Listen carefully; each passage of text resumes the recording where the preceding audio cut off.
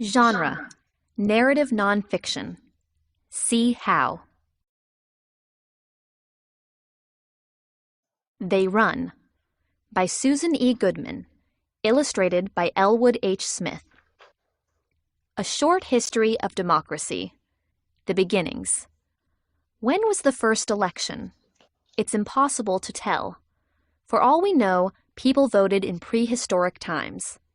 Flint, Flint, he's our man. If he can't cave paint, no one can.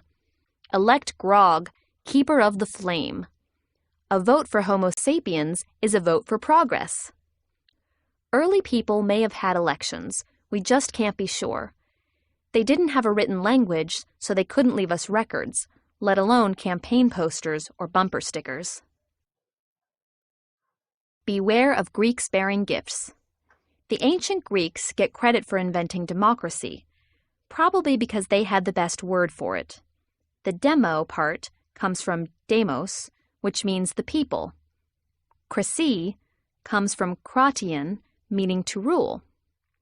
Rule by the people. Starting in 510 BC, the citizens of Athens, Greece, gathered in the assembly and voted on important community issues.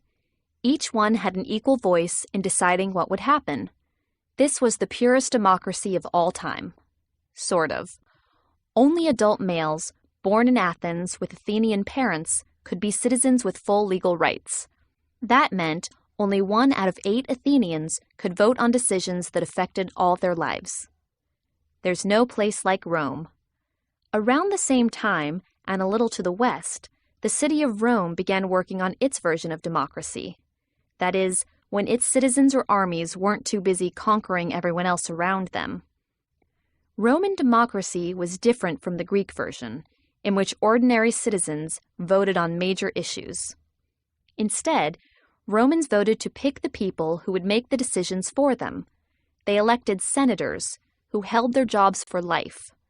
They also elected leaders called consuls, who controlled the army and created laws. But a Roman citizen's best privilege was being the only one in the empire who could wear a toga. Eventually, Roman leaders became a little too power-hungry. Julius Caesar got himself declared dictator for life. Augustus took the title of emperor. Then he went all out and declared himself a god. So far, our presidents have shown more self-control. A place in history. Talk about power. Both Julius Caesar and Augustus named months after themselves, July and August. 1,800 years later, here comes American democracy. George Washington and the rest of our founding fathers borrowed bits and pieces from past democracies to create our own. They named our Senate after the Roman Senate. They adopted a British idea from the 13th century, saying that the government must respect a citizen's legal rights. George and his crew wanted a government where people had some say in how to rule the country, but not too much. They didn't trust all their fellow Americans, especially those without much education. So they rejected the Greek method of having citizens vote directly on laws.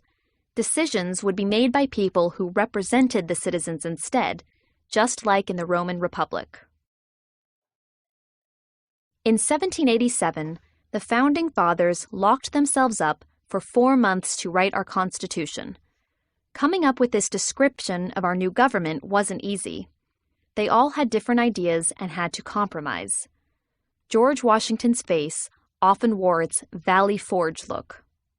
Here's what they came up with. A national government with 3 branches. Our Congress, the legislative branch, has 2 parts or houses, the Senate and the House of Representatives. Congress can make laws to raise taxes, improve citizens' lives, and defend the country. The president heads the executive branch.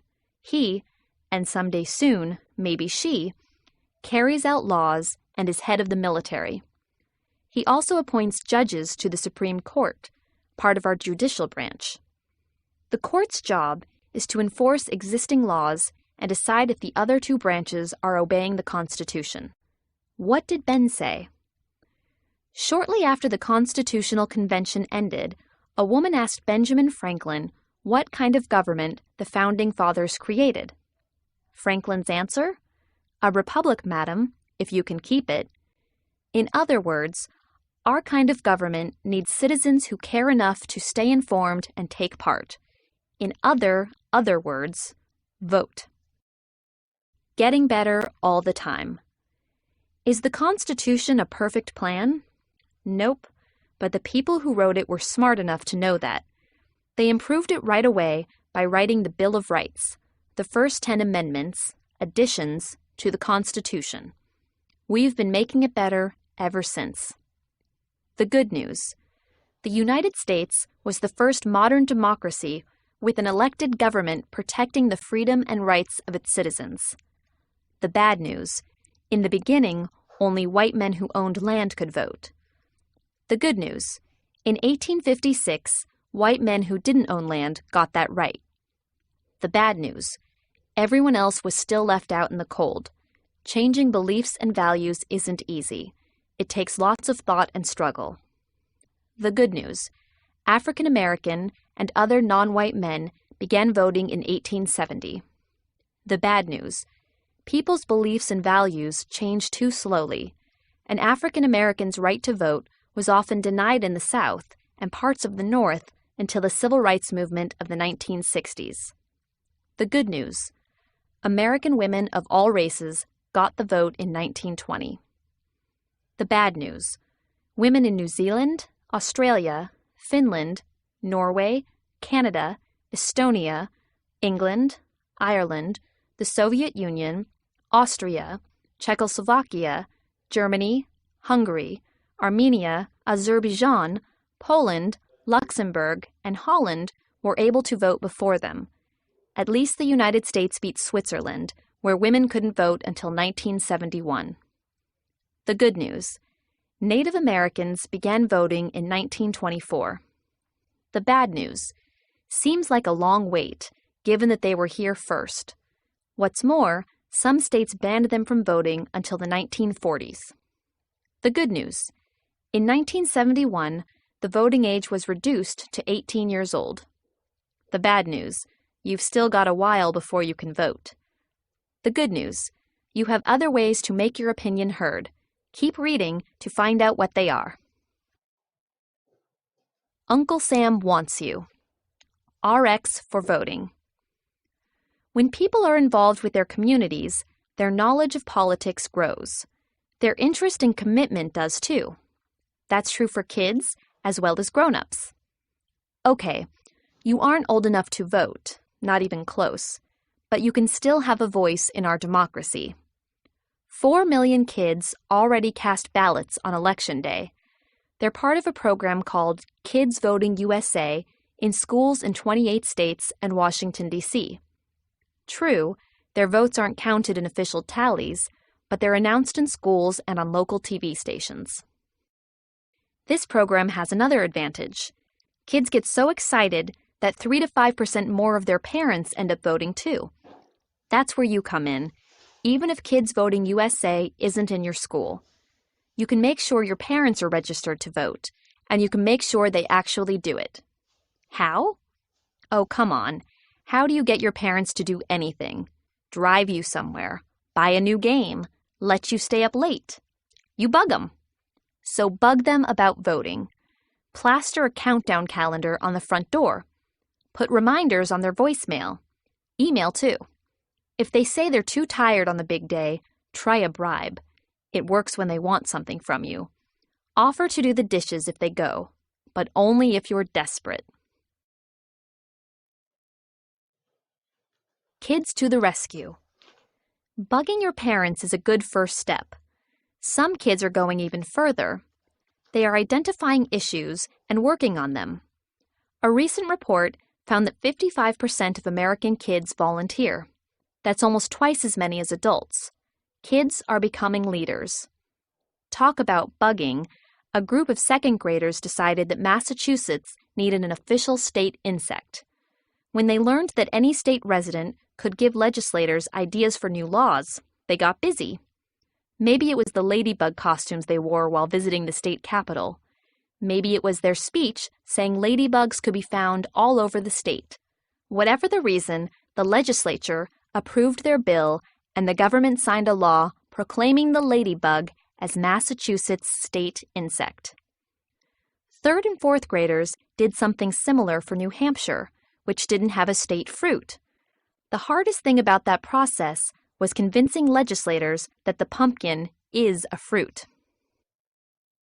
At age 7, Shadia Wood learned that the Superfund bill would clean up New York's worst toxic waste sites. For 7 years, Shadia and a group called Kids Against Pollution tried to convince lawmakers to pass this bill. She had a lemonade stand on the steps of the state capitol, selling drinks and toxic dump cake. Then, she'd send the profits to the governor to help pay for the Superfund. Eventually, TV and newspaper reporters noticed what she was doing. The Superfund bill became law in 2003. There's nothing wrong with shaming grown-ups into good behavior.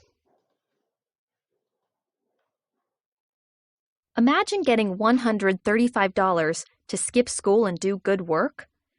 When Massachusetts governor signed a bill to let 16 and 17-year-olds work at the polls, Boston-based students began helping voters with computerized equipment on Election Day.